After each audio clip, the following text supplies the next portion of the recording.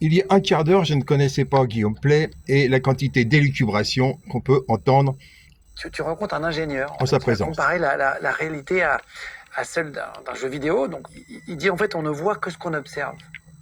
En fait, en gros, on s'est rendu compte avec la découverte de la physique quantique au début du XXe siècle que, contrairement Stop.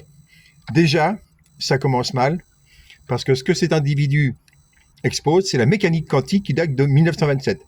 La physique quantique a démarré quand Planck a utilisé des nombres entiers pour quantifier l'énergie qui sortait d'un corps noir, et en réalité, la physique quantique, elle a démarré bien avant.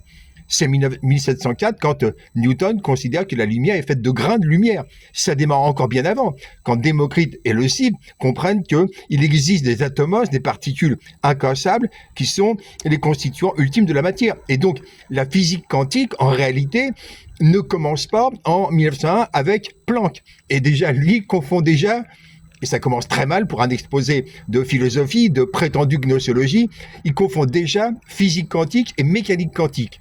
Et, parenthèse soit dite, dans le débat entre Richard Bentley et Isaac Newton, Bentley évoque à un moment donné le fait que les segments ne peuvent pas être formés de petits points, qu'il appelle des puncta, mais que les segments doivent être impérativement formés de tout petits segments qu'il appelle des quanta. Et donc, Richard Bentley, bien avant Planck, parlait déjà de mathématiques quantiques en l'occurrence, mais dans son esprit, bien évidemment, il pensait à Démocrite. Je continue cet exposé totalement farfelu.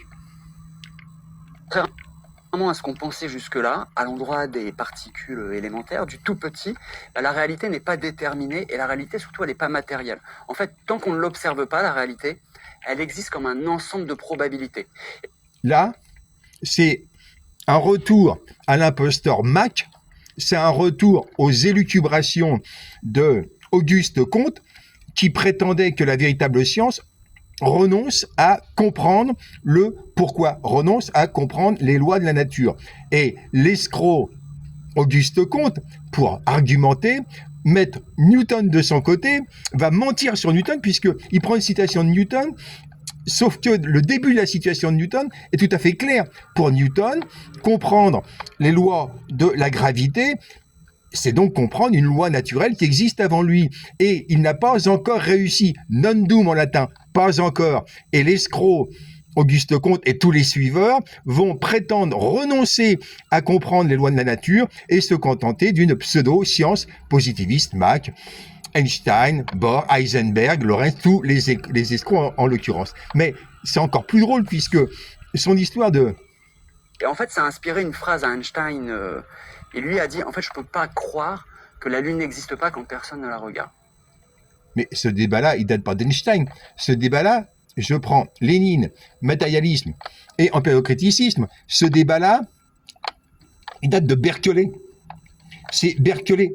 Exister, alors je saute le début que vous pourrez trouver sur Internet. Exister, c'est être perçu. Il s'agit des objets. Maxime de Berkeley, cité dans les précis d'histoire de la philosophie. Là, je cite du Lénine. L'opinion prévaut de façon singulière parmi les gens que les maisons, les montagnes, les fleuves, en un mot, les choses sensibles, ont une existence naturelle ou réelle, en dehors du fait que l'esprit les perçoit. Cette opinion, dit Berkeley, est une contradiction évidente, car que représentent donc ces objets, sinon des choses perçues par nos sens? Or, que percevons-nous, sinon nos idées et nos sensations? Et n'est-il pas absurde de croire que des idées ou des sensations ou leur combinaison puissent exister sans être perçues? Les élucubrations ici datent... La Lune n'existe pas quand personne ne la regarde. Et pour aller plus loin, et pour donner encore une image encore plus compréhensible de ce truc-là, ce mec de la NASA que je vais rencontrer, et qui est le premier... Alors, il est à la NASA et il va raconter des grosses imbécilités, comparant l'univers à un jeu vidéo, et prenant prétexte du fait que le jeu vidéo ne montre qu'une partie d'un monde virtuel, l'univers fonctionnerait de la même façon. Absurdité totalement stupide. qui va un peu me faire vriller. Il va dire, la réalité fonctionne comme ça. On ne sait pas pourquoi elle fonctionne comme ça. Il va me dire, tu sais... Là, il ment. Parce que tous les positivistes refusent de chercher à comprendre pourquoi la réalité fonctionne comme ça.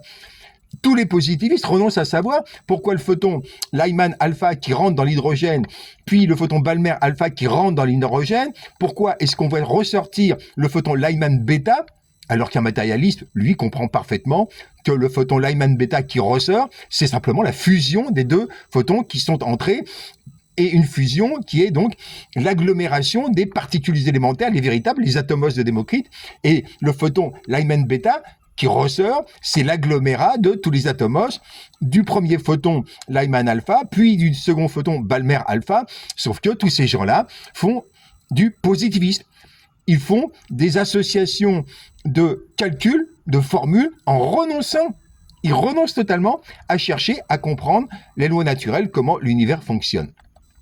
Et quand tu joues à GTA, en fait, tu es dans une ville qui fait la taille de Paris, et ta console, elle n'est pas assez puissante pour faire une restitution de l'ensemble de la ville en tout point, en tout moment. En même temps. Elle n'a pas assez de puissance de calcul. Donc le jeu, en fait, il est codé de telle manière qu'il te donne à voir ce que tu as besoin de voir au moment où tu as besoin de le voir. Oui, Donc, derrière là, ton personnage.